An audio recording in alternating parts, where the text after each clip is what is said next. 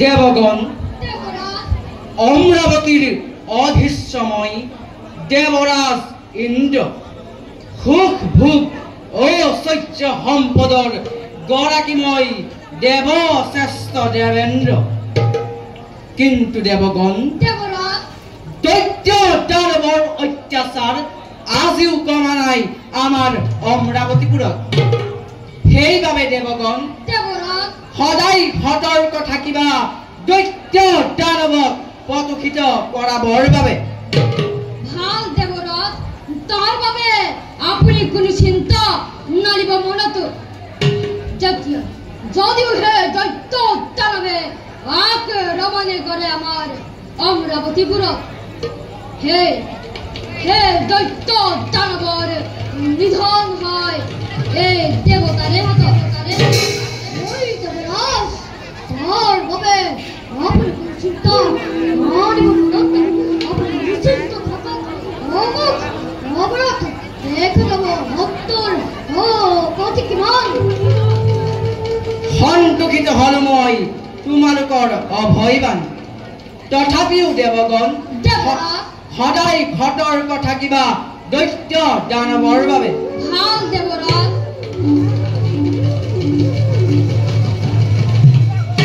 প্ৰণাম মুনিবৰ দেৱৰাজৰ জয় হওক আহক মুনিবৰ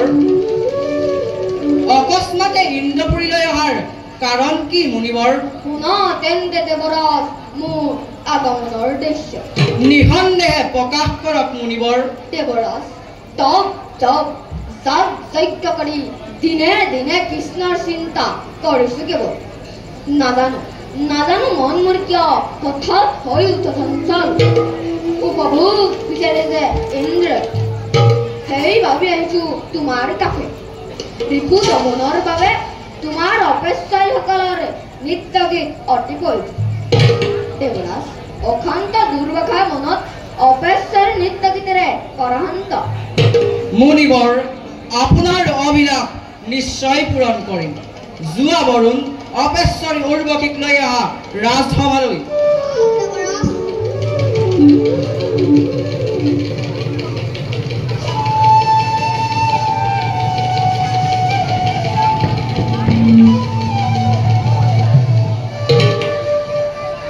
দেৱৰাজ কিয় বা ঘটালে আমাক কিবা কাৰ্য কৰি সাধয় উৰ্বশী ৰাজক্ষে দুৰ্বাসা অতিথি আমাৰ নিত্য উপভোগ কৰিব বিচাৰে দেৱৰ সভাত সেইবাবে তোমাক আনিলো মতাই দেৱসভালৈ তোমাৰ নৃত্য গীতেৰে তৃপ্ত কৰা ঋষিৰ মনত নকৰা পলম পুৰুৱা পুৰুৱা মোৰ মনৰ কামত শুনিলেনে দেৱতা মণ্ডলী কি আচৰিত কথা কৰিলে প্ৰকাশে জটাধাৰী মুনিয়ে বাওনা হৈ আশা কৰে স্বৰ্গৰ সিংহাসন হিমভূত কুৎসিতে মুনি মূৰত জটা গাত ভস্ম ধূলা পশু আকৃতিৰে মুনিৰ সন্মুখত মই নোৱাৰিম নৃত্য কৰিব মোক ক্ষমা কৰক দেৱৰা কি কলি পপত পাৰমণি তই এই দুৰ্বাসাক তোৰ ইতিহাসকাৰ নাজানো তই এই দুৰ্বাসাৰ তোৰ মহিমা তোৰ পুৰাণৰ কন্তকতে হ'ব পাৰে তলিত ভস্মী উদ সেইজন নিষিদ্ধ গ্ৰহণ কৰ পশুৰ লগত তোৰ হে ৰক্তবন হে কদব